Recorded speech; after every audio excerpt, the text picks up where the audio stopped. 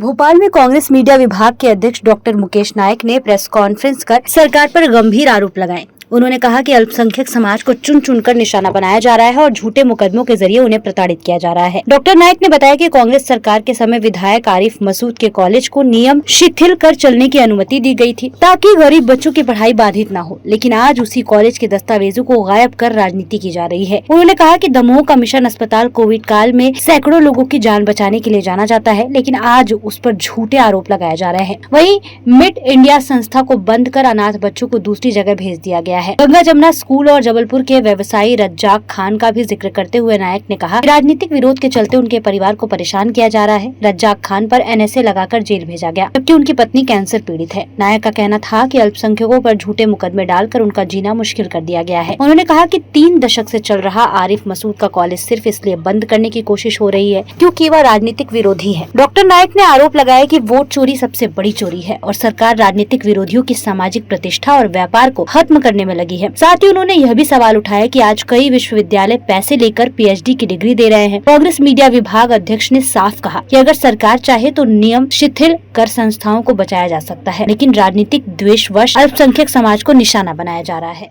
आज एक विशेष प्रकरण को लेकर मैंने आपको आमंत्रित किया है। मध्य प्रदेश में चुन चुनकर जो अल्पसंख्यक समुदाय के जो संस्थान हैं, चाहे वो NGOs हों, चाहे शैक्षणिक संस्थान हो, चाहे स्कूल हो, चाहे अस्पताल हो, चाहे कॉलेज हो, चाहे उनका व्यापार हो, चुन चुन कर उन्हें निशाना बनाया जा रहा है।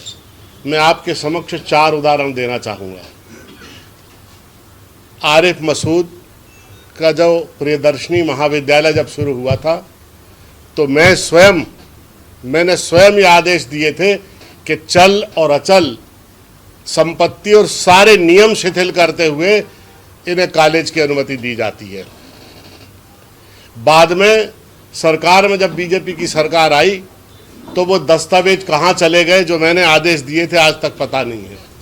और उसके बाद इनसे कहा गया कि आप जो नियम है, जो दस्तावेज जमा करना पड़ते हैं चल और अचल संपत्ति के, जो FD, जो अचल संपत्ति प्रॉपर्टी के जो जमा करना पड़ते हैं वो जमा करिए।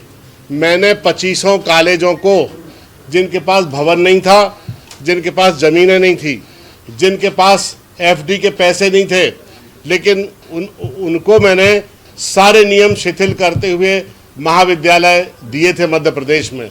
और उसका उद्देश्य ये था कि जिनके पास ज़मीन है, दुकान है, पैसे हैं, क्या वो भर बड़े आदमी बनेंगे?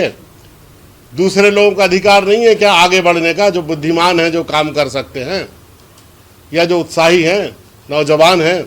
और मुझे खुशी है कि आरिफ मसूद जी ने जो शिक्षा का संस्थान खोला, 300 लोग आप पता कर लीजिए, वहाँ निःशुल्क शिक्षा ले रहे हैं। कोई फीस नहीं लेते, वो गरीब बच्चों को पढ़ाते हैं, शिक्षा देते हैं। लेकिन उनका दुर्भाग्य ये है कि वो अल्पसंख्यक है, उन्हें निशाना बनाया और उनका कॉलेज समाप्त कर दिया आरोप लगा के। एक अस्पताल है मिशन अस्पताल दमोह। आपसे मेरा निवेदन है, मध्य प्रदेश का कोई भी सम्मानित जर्नलिस्ट, हमारा पत्रकार बंधु दमोह में जाकर लोगों से पूछ ले कि मिशन अस्पताल गरीबों को जीवन देने वाला अस्पताल था। कोविड में जब चिकित्सा सुविधाओं की जरूरत पड़ी तो उस अस्पताल ने सैकड़ों लोगों को जीवन दान दिया और बचाया। और आपको जानकर हैरानी होगी कि सबसे कम कैजुअलिटी मध्य प्रदेश में और उस मिशन अस्पताल में हुई, और निःशुल्क इलाज हुआ। लोगों से पैसे नहीं दिए, जो नहीं दे सकते थे पैसे उनसे नहीं लिए। उस अस्पताल को, चूंकि वो मीडिया इंडिया सर्विसेज से संबंधित था, वो अस्पताल को झूठे आरोप लगा के, मैं उसके पूरे डिटेल आपको जल्दी आपके समक्ष रखने वाला हूं कि किस तरह के षड्यंत्र का शिकार पढ़े लिखे और बुद्धिमान आदमी होते हैं। मीडिया इंडिया सर्विसेज का एक अनाथालय था मैंने स्वयं उसमें विजिट किया है।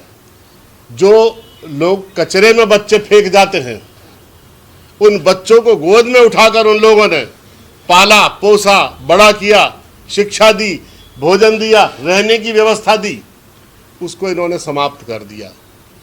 उस स्टेज पर समाप्त किया जब उन बच्चों को, वहां रहने वाले बच्चों को सबसे ज्यादा जरूरत थी आगे बढ़ने की।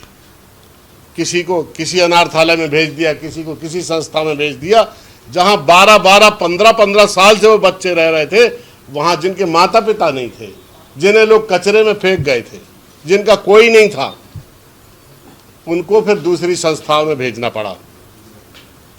तीसरा उदाहरण है गंगा जमुना संस्थान का दमोह का।